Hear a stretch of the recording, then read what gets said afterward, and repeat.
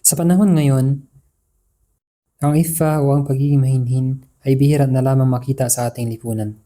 Pero alam mo ba na ang katangiang ito ay isa sa pinakamamahal ng Allah para sa kanyang alipin? At narito ang ilan sa mga uri ng iffa. Una, iffatul lisan o ang kahinhinan ng dila. Ito ay ang pagpigil sa dila mula sa pagsisinungaling, paninira, pangiinsulto, chismis, at sa mga salitang may kinalaman sa shirk at gayon din sa lahat ng mga masasamang salita. Pangalawa, iffatul farj, ang kahinhinan ng ari.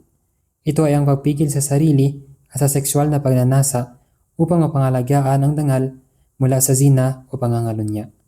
Sinabi ng Propeta Muhammad sallallahu alaihi wasallam, ang sino mang makapigil sa kanyang dila at sa pagitan ng kanyang hita ay ipapangako ko sa kanya ang paraiso.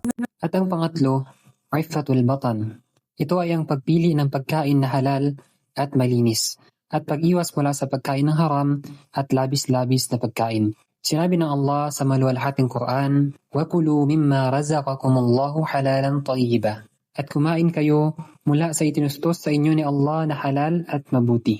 Kaya kung gusto mong mapabilang sa mga minamahal ng Allah at pangangakuan ng paraiso, simulan mo sa pagiging dalisay at pangalagaan ang tatlong ito. Assalamualaikum warahmatullahi wabarakatuh. أدعو إلى الله على بصيرة أنا ومن اتبعني